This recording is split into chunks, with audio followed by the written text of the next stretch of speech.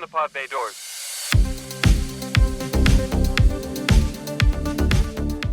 Greetings and welcome to another exciting episode of the Cinematic Traveler Podcast.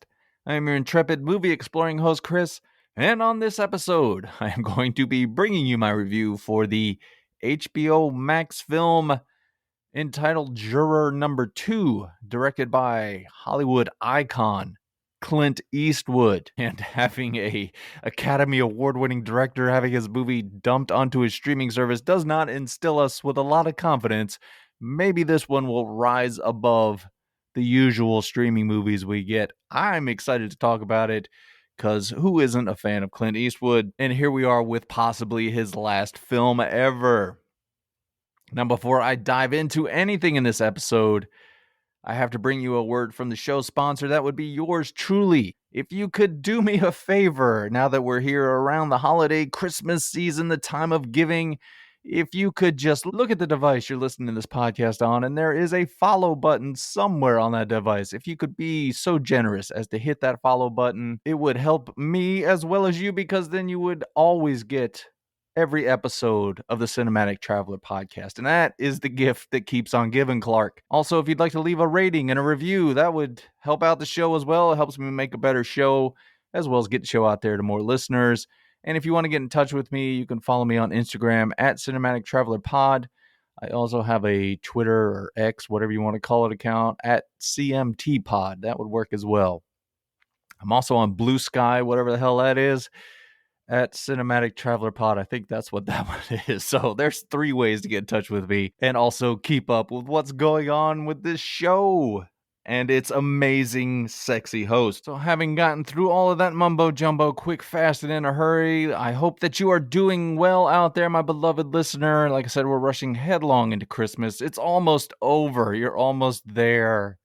And then life can return to normal. And remember, when you're around your family on Christmas Day or whatever holiday you celebrate and you're spending time with your family and loved ones, why don't you just go ahead and drop the little hint about listening to the Cinematic Traveler Podcast? I'd appreciate it.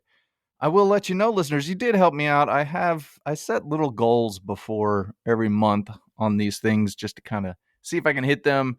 And the last episode, my review for Carry On, the Netflix film, actually went a little above my goal for that episode. So I appreciate all of your help. So continue to help me spread the word.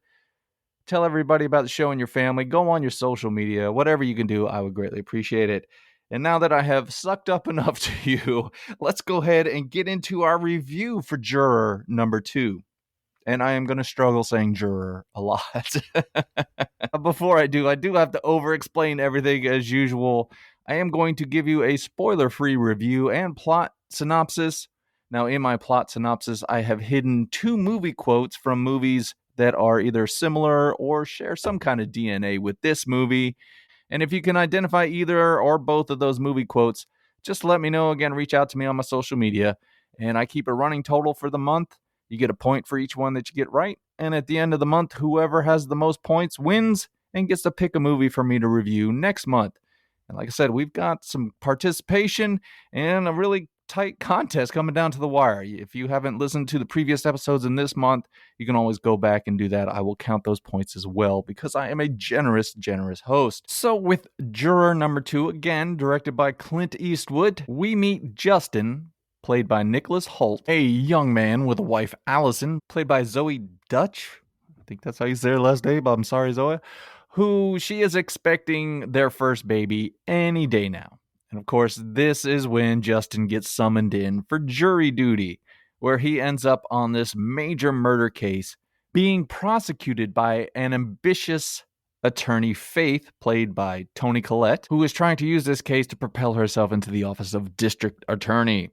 Now, as Justin is sitting in the jury box, he's listening to the facts of the case, and he realizes that he has a connection to this alleged murder that can determine a man's guilt or innocence. However, Justin, he struggles with what to do because if he does the right thing, it could be bad news for him and his family. Now, as the jury deliberates after the case is done, Justin sees an opportunity to handle this moral dilemma by swaying the other members of the jury and, playing into some doubt. Because if there's any reasonable doubt, the case will be thrown out or whatever. So throughout the course of the deliberation, he says something similar to, "We may be trying to let a guilty man go free. I don't know. Nobody really can, but we have a reasonable doubt, and that's something that's very valuable in our system. No jury can declare a man guilty unless it's sure." Hint, hint. Now, this plea, it starts to work on these 12 angry jury members. Hint, hint. Including a retired police detective, Harold, played by J.K. Simmons, who starts to investigate this case on his own because some things are not quite adding up. And this starts to cause a little bit of a panic in Justin as things start to point in his direction. Now, add to this, every time he goes home, his wife is angry at him for not being around to help her with this pregnancy because she's having some difficulties with it. And he can't help but think, my career, your life, our marriage, and let me see, what else can we pile on? Is there any more shit we can pile on the top of the outcome of this case? Is it possible? And with all of this stress beginning to unravel Justin's life, it's causing him to question whether or not he should reveal what he knows and do the right thing, or to live with a lie for the rest of his life. Now, I won't reveal what Justin's decision is because I don't want to spoil anything for you, but I am going to give you the best review for Juror number 2 in the entire podcasting universe, nay, in the entire universe. That is a bold claim, but I am a bold man sitting alone behind a microphone. So moving into the review, if this is your first time listening, I do break my reviews down into 3 segments: the good, the bad, and the nitpicky. The good is the stuff that works for me in the movie. The bad is obviously stuff that doesn't. And the nitpicky, there's things that are neither good nor bad, just little things I see in movies or little Hollywoodisms and whatnot that I pick up on that make me laugh. And as I am trying to do with this podcast, is to entertain you and make you laugh. Because if there's one thing I'd love to do, and that is to make you laugh. And hopefully I am succeeding. I feel like I am. I really feel like I am. All right, so let's start with the good of the movie. I will say the 3 most popular actors in this movie, they give fine performances. I'm not going to go as far as to say Academy Award-winning performances, but at least they're believable enough. Well, except a little bit with Toni Collette, I'll get to later. But Nicholas Hoult, he's fine as this young man who's got, the new family on the way, and he's an alcoholic, and he's a year into his sobriety, or maybe a little over a year. So he goes to AA meetings, and he's trying to fight that demon, as well as dealing with his wife. Like I said, she's having some difficulties with this pregnancy, and it's almost over, so he's got some stress from that. But you feel some of the tension in his life. I'm going to get into some things here in a minute, but with him having to decide what to do in this situation where he's in the jury there, I'm trying very hard not to spoil anything. I think one of the previews for the movie or trailers gives away what his connection to this case is, but I'm not 100% sure, so I don't want to give anything away. The movie does tell you what happened very early on, so what's going on with him, but I don't want to be the guy to ruin it for it if you decide to watch this. But he does at least feel somewhat like a human being and how they would act in this situation. Toni Collette, like I said, she's fine as the ambitious attorney trying to make the district attorney office and all that fun stuff off of this case. And J.K. Simmons, I think I've said this not too long ago, but he can't be bad in any movie. He's just awesome in everything.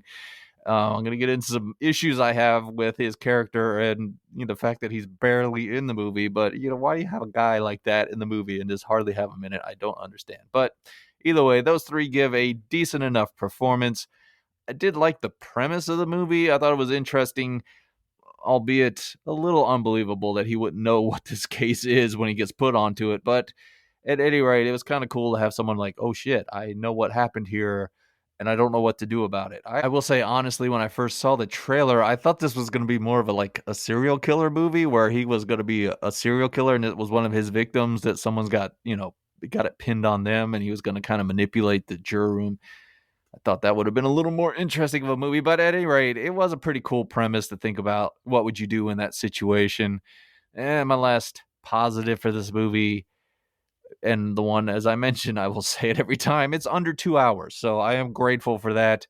On a streaming service, all I had to do was push a button and sit there on my couch for less than 2 hours and not waste a whole lot of my time. So having wrapped up the good, I think you know where I'm going with this this review. Let's go ahead and slide into the bad or the negative of the movie.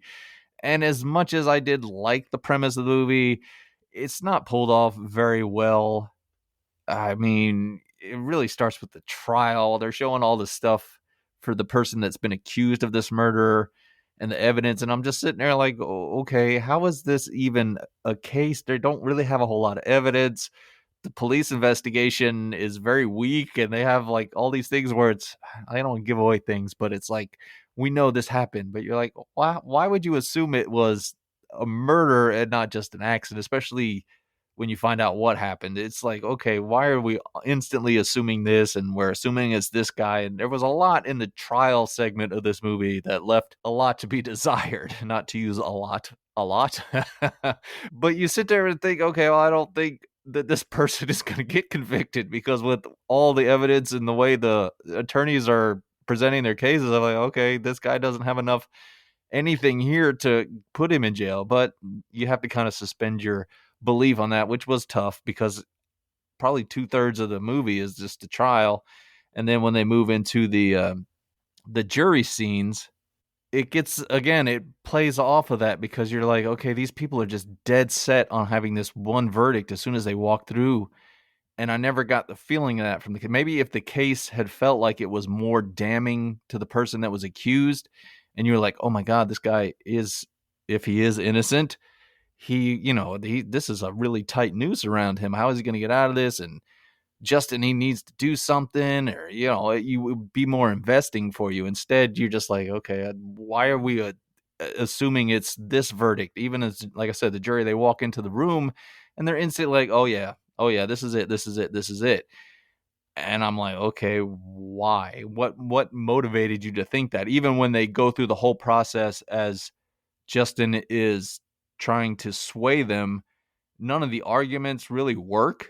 You just sit there and go, okay, well, if that's all it took for you to change your mind, then you weren't really dead set when you walked through the door and sat down. So I don't understand why it was so cut and dry at the beginning. Also, when they first walk into the jury room, they all are just angry with each other. They're snapping at each other and they're mad at each other. And I'm just like, what the hell is going on? Like, they have one point where one of the jurors gets kicked off, and they bring in the alternate, and everybody's just angry with her as soon as she walks in the room. I'm like, what the hell happened between your walk from the courtroom into this little room that you're all going to deliberate on? What? I don't understand. So you really struggle with buying into the premise of the movie, because there's so many things that just don't work between the trial and then this group of jurors sitting in a room arguing with each other.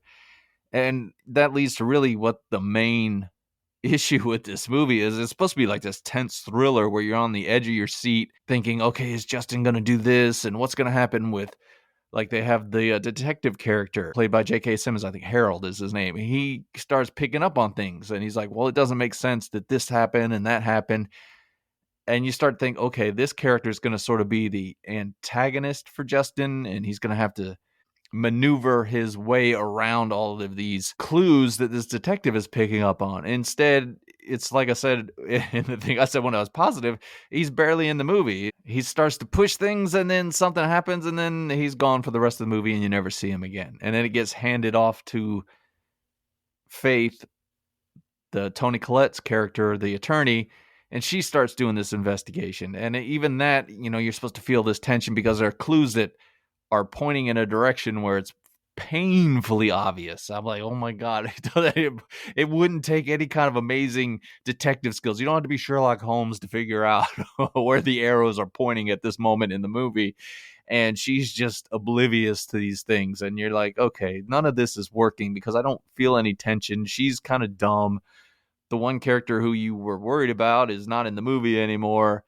And it doesn't feel like Justin's really having to work too hard to maneuver around to do what he has to do. Again, I hate to be so vague right now, but I don't want to spoil anything. But he has to maneuver around so that things aren't found out. And it just doesn't seem like it's all that difficult. He convinces people very easily. As I mentioned, when the jury, they all sit in the room, they're all dead set. This is the way, this is the verdict we're going to go. And as soon as he makes one argument, half of them are like, I never thought of it that way. It's like, you're not really 12 Angry Men here. It's not that movie where you have Henry Fonda as that one character who has to convince everybody.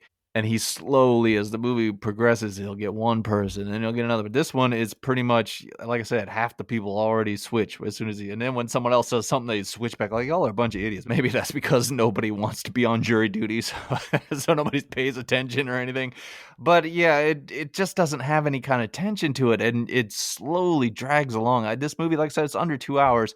And I know Clint Eastwood, I've seen, countless movies of his. Of course, Unforgiven is one of the greatest movies ever, but he's not really quick paced action director kind of guy. Plus he's in his 90s, so you're not expecting anything cutting edge in his direction at this point in his career. But it just seems to meander along. It's not very visually interesting, and I hate to go back to Unforgiven, but I guess that's a little bit different because it's a Western, so you have all those beautiful landscape shots, and it seemed like he was able to do more as a director in those films. But even movies like In the Line of Fire, $1 Million Baby, at least you felt like he was putting more on the screen for you to watch, something visually entertaining, visually interesting. Whereas this feels like, God, almost like a B-level episode of Law and Order. In fact, if you watch Law and Order, you would find something very similar to this movie, and it would be a whole lot better and wrapped up in an hour, whereas this drags along. Again, it just never feels like there's this urgency to it. You never feel like, even when the movie is close to having things revealed, it just never really feels like, oh my God, it's going to happen now. Oh, okay. It didn't happen. You just go, oh, okay, there was that scene. Let's move along to the next one. So there's not a lot of life to it, not a lot of tension.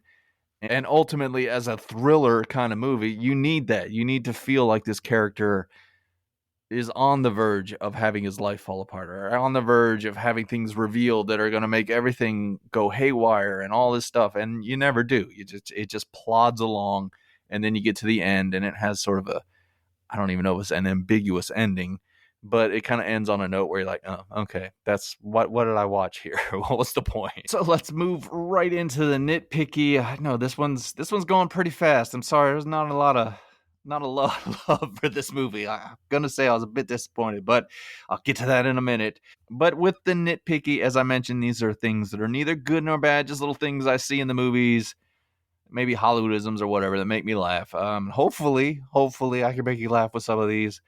I will say the first thing, and this is why I never do it, is this whole hiking thing. There's a hiker that is in the courtroom, and they have to question him on things because he finds the body of the victim. And I couldn't help but think, this is why you don't go hiking. This is why you don't go hiking. Because, you could just be out there enjoying your morning, thinking that you're communing with nature and you're leaving all of your stresses behind. And then you turn a corner and there's a brutally, bloody, nasty, bone sticking out body. And, that's going to happen. I really believe that's going to happen. Anytime I've ever been on a hike, I always assume either a bear is going to attack me or I'm going to find some mutilated corpse somewhere. And then I have to go to court and I get questioned by police. And who knows, I might get accused and I'll have to figure a way out to convince the jury to let me go.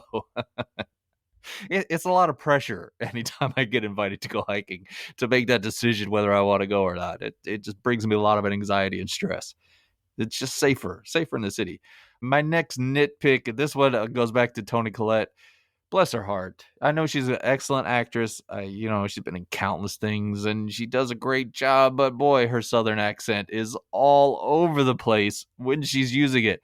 Sometimes she doesn't use it at all. She could go through one sentence and start out with a Southern accent, lose the Southern accent, and by the end of the sentence, have her Southern accent back.